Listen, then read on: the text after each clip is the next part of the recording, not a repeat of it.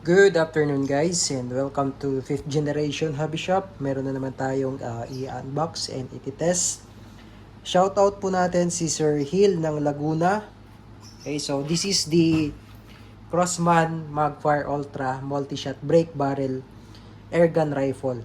Okay, ito po yung may magazine up to 975 feet per second. Meron na siyang kasamang scope tsaka bala.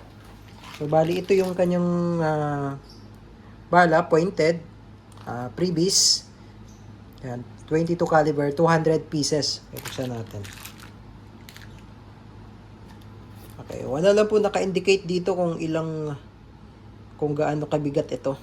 Kung ilang grains, at saka kung anong grams. Ayan. So, ito siya. Ayan. Caliber 22, pointed po ito.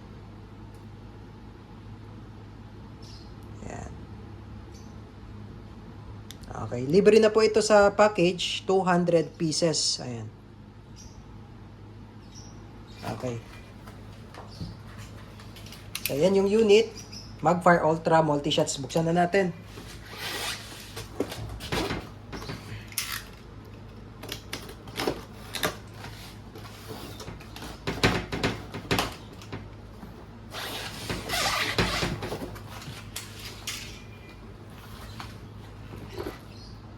Ayan. So, ito yung magazine.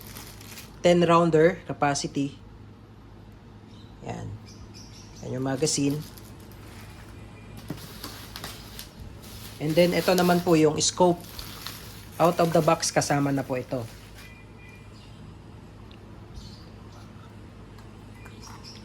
Ayan. Center point.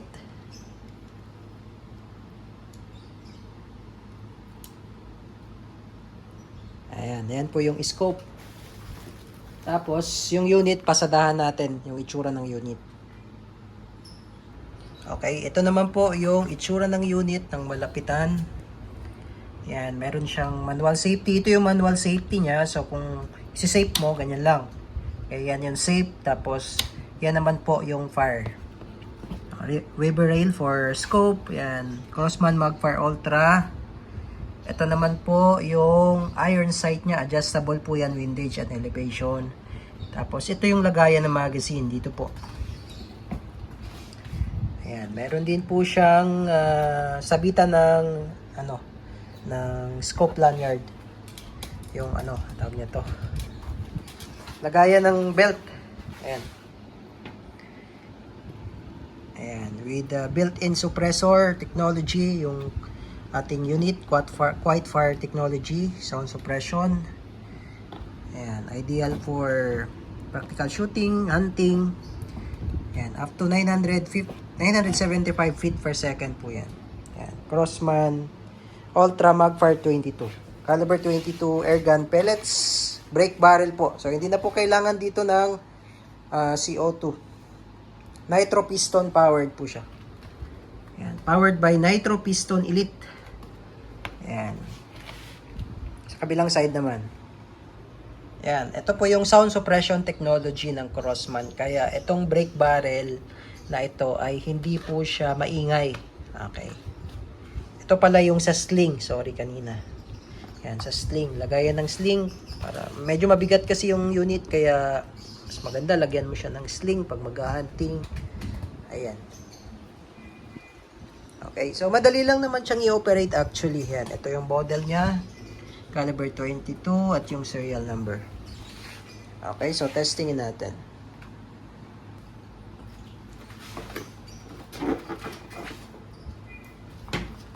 Ayan, so ito yung box.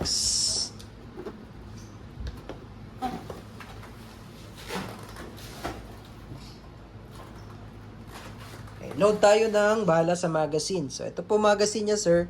Yan. Kung may makikita kang ganyang sign, yan, empty po yan. So, maglo-load tayo ng bala. So, ito po. Sa paglo-load naman po, sir, meron naman pong indicator yan. Ayan. Kung ano po yung position ng bala. Kung paano po yung pagpasok ng bala. So, ito yung bala. Ito yung head. Ito yung nose. Pag ganyan po. Yan. Tapos, may arrow po yan kung saan po ang position ng pag-ikot. Okay? Ayan. Tapos, ikot lang. Ayan.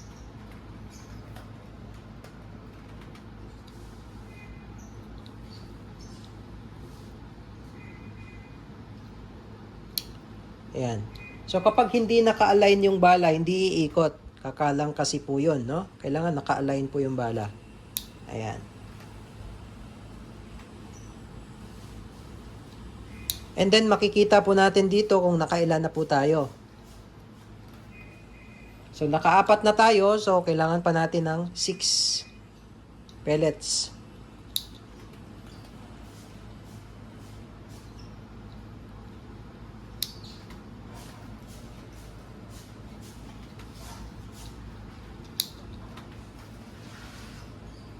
Ingatan nyo lang po yung magazine, sir, dahil wala po tayong extra magazine na available.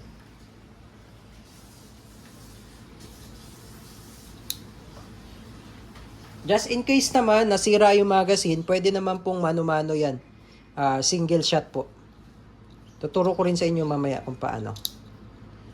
Ayan, so 0 na tayo. So, ibig sabihin, hindi na natin pwedeng lagyan yan. Kasi itong space na to, para to dun sa tube.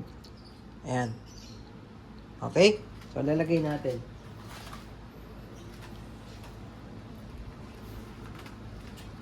Ayan po. So, ipapasok nyo lang po yan. Facing na ganyan, harap.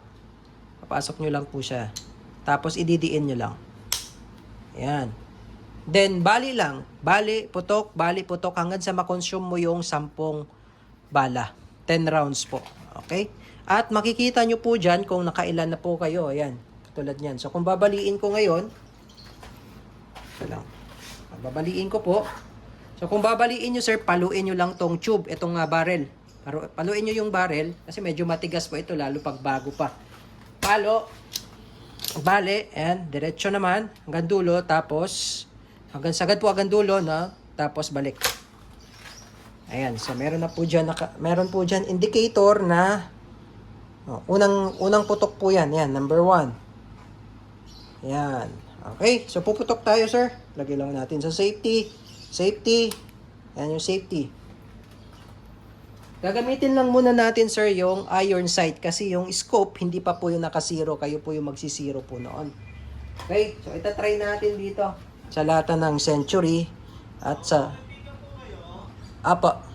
lata ng Alaska. Okay, testing, sir. Crossman Magfire Ultra caliber 22. Okay.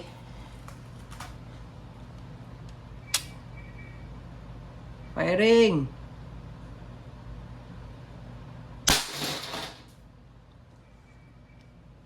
Tingnan natin, sir, kung tumagos sa lata. 2 lata yung nilagay natin.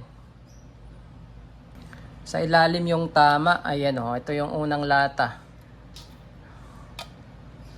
Tagos. Tapos, ito naman yung pangalawang lata. Tagos din. 2 meters po ang layo niyan. 2 meters. Isa pa, sir. Ayan. So, ito po, sir. Makikita nyo po yan. Ayan. Di lang masyadong klaro, no? Ayan. I-focus natin. Ayan. Makikita nyo po 2. So, pangalawa putok na tayo. No? Pangalawang putok.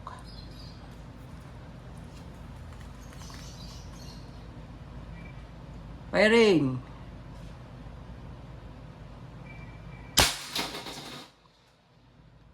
Yan. Tingnan natin ulit. Ayan. Ito po yung tama. Dito. Tumagos. Ito naman yung isa. Yan. Tapos tagos pa din. So, talagang malakas. Ayan. No?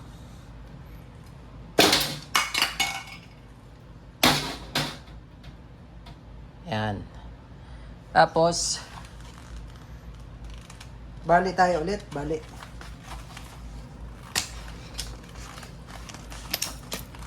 Medyo matigas lang. Pero katagalan naman na lalambot lang din yan. Kasi bago pa kasi. Ayan. So, ito nasa 3 na tayo. Ayan, oh.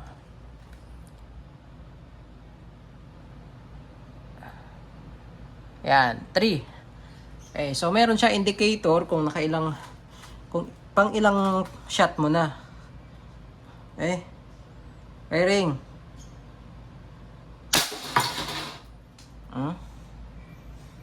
Nayupi yung lata, oh.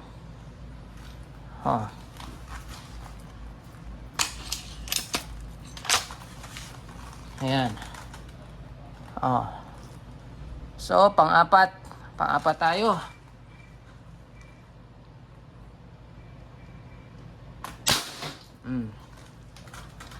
Ubusin natin yung 10.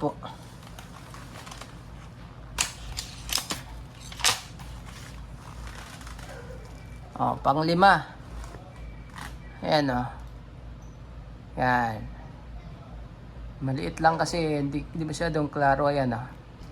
Yan. 5.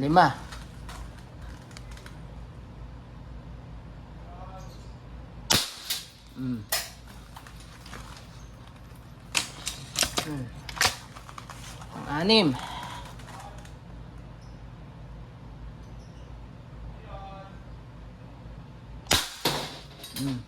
Ano?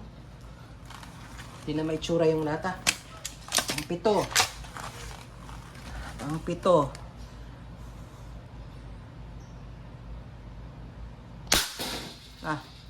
Nagtago na. Pang-7.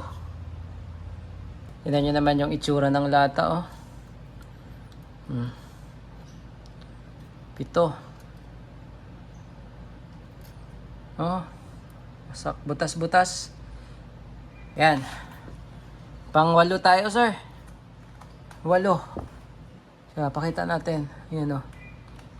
Yan. Okay, 8. Pang-8 shots.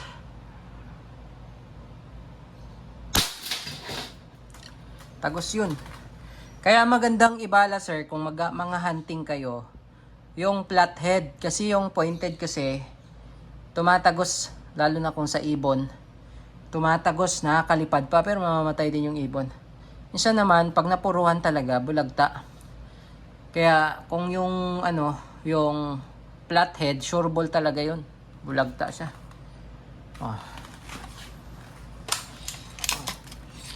Pang-9. Ayan, pang-9. Okay.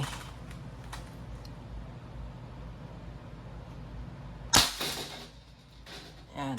Okay, and then, last, but not the least. Ayan, so may makikita po kayo, sir, na ganyang sign.